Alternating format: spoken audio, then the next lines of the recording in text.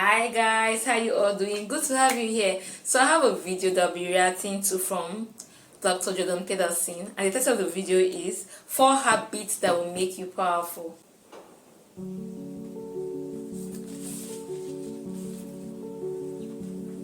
Yeah, and the funny thing is, if you're trying to stop drinking, you need something better than alcohol. And alcohol's pretty good. Yeah. So you better find something a lot better, man. Yeah, and it is. And then estimable people do estimable things. It's like, yeah, well, you want to figure out something that you're doing with your life that's worth not getting drunk and screwing up. Yeah.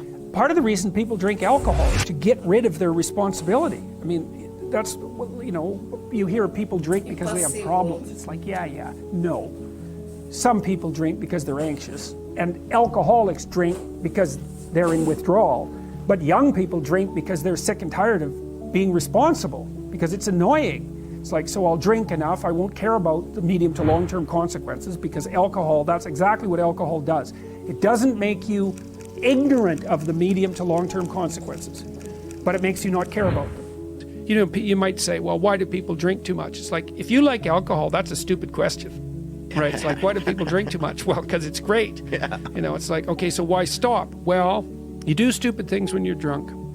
You hurt yourself, you compromise your health. It's really hard on the people around you. You tend to turn into a liar, and it screws up your life. Yeah. It's like, yeah, but it's pretty fun. Yeah, well, it is, but you need something better than that. And what's better isn't being straight and not making mistakes. It's like, that's all prohibition in some sense. What's better is, no, you need an adventure, man. You need to get out there and have something to do. Yeah. And something worth waking up for. And that's the substitute for the addiction. Actually, the addiction is the substitute for that, if truth be known. If you are an effective writer and speaker and communicator, you have all the authority and competence that there is. The best thing you can do is read and write every day. Couple of hours every day. Write about things you find important, and see if you can discover what you believe to be true. And that'll build you a foundation. And it's unbelievably practical.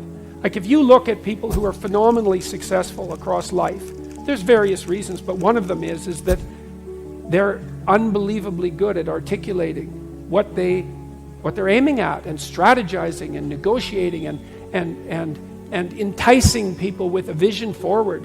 It's like, get your words together, man. That makes you unstoppable. Get your words together. Make yourself an articulate creature, and then you're deadly in the best possible way. Read great books.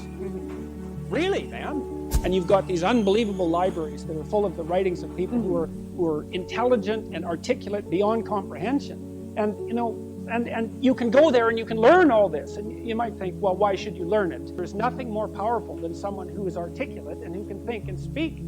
It's power. And I mean power of the best sort. It's authority and influence and respectability and competence. And your highest skill is to be found in articulated speech. And if you're a master at formulating your arguments, you win everything. And better than that, when you win everything, everyone around you wins too. Because to transform yourself into, let's consider your transformation into something approximating the logos. It means you shine a light on the whole world. Well, there's nothing more exciting to do than that. There's nothing better you can possibly do.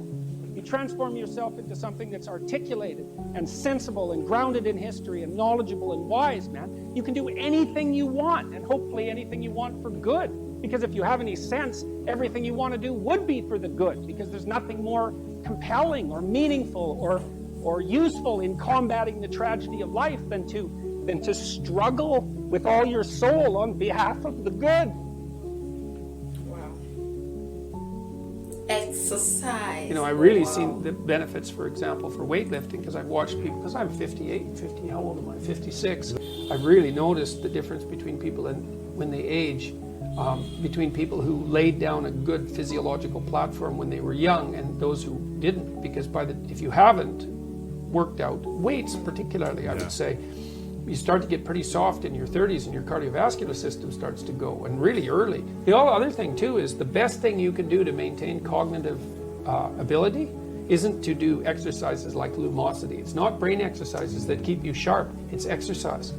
So if Physical. you're 50, both cardiovascular and weightlifting, if you're 50, you can restore your cognitive function to the level of a 30-year-old through exercise. Through physical activity. Yeah, well, your brain is a very demanding organ. And if your cardiovascular system is compromised, then you get stupid.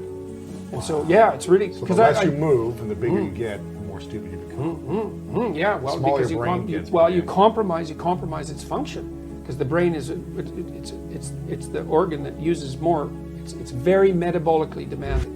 And so if you're not in good physical shape, then one of the things that suffers most greatly is your cognitive function. No one can live without a routine. You just forget that. If you guys don't have a routine, I would recommend, like, you get one going, because you cannot be mentally healthy without a routine. You need to pick a time to get up. Whatever time you want, but pick one and stick to it, because otherwise you dysregulate your circadian rhythms and they regulate your mood. I've told people to learn to use a schedule. And people often hate schedules because they act as their own tyrants, right? They say, well, you have to do this unpleasant thing, and then here's another unpleasant thing you have to do, and then you have to do this unpleasant thing. And you do that for about 3 days, and you think, to hell with this, I'm not doing that, you know, and you fall off the wagon. That isn't what you're supposed to do with a schedule. You're supposed to use it to design the days that you would like to have if you were taking care of yourself. You wake up in the morning and you think, here's 5 things I have to do that if I don't do, my life will be worse. It's like paying bills, for example, or taking out the garbage. It's like you have to do those because otherwise things degenerate. So you got to put some of those in the schedule, because otherwise tomorrow is worse than today, and that's a bad trajectory. But you also want to build in things, you know, you've got to act in some sense like you're dealing with a relatively recalcitrant 9-year-old. It's like, so, well, here's some things you have to do, but here's some things that if you do, you could reward yourself with. And if you get the balance there between obligation and reward right, then you'll find that you're motivated to do the things. And that's what you want to do. You want to do that so it's sustainable across days and weeks and months. And so you got to treat yourself like a good boss would treat a valued employee, and not like a tyrant would treat a slave. Make friends with a calendar, like Google Calendar or something like that. And I can tell you some tricks about that, because really it is important. Like, and I'm not kidding around about this. So here's one way of thinking about making use of a schedule. Often people are afraid of schedules because they think of them as a trap. You know, you make a schedule and it's like this little prison that you have to live inside, and you know, and all you're doing in your schedule is putting down things you have to do or should do, and so, you know, there's not a lot of fun in that. And so not only is it a trap or a prison, but it's kind of an unpleasant one. But a way to work with a schedule in a lot more sophisticated way is to think, well, I'm going to plan the next week, say, because you plan it day by day, but we'll take the week as the unit level of analysis and think, well, I'd like to plan a week I'd like to have. And then your schedule all of a sudden becomes a tool for increasing the quality of your life. And that's a whole different issue. Guys, what a valuable lesson to take from this video. See, this video is so insightful. Dr. Peterson is so full of wisdom. Wow, guys. Like, having someone like Dr. Peterson in our generation is everything. Learned so much from this video, guys. Hope you were able to learn one or two from this video. Please try and create your schedule, read, write, exercise. Oh wow, I'm going to look into all this valuable lesson and start exercising. I'm too lazy to exercise, but I really have to get at it. Then the other one, read and write, I don't. I will try to do that. The other one, I don't drink, good for me.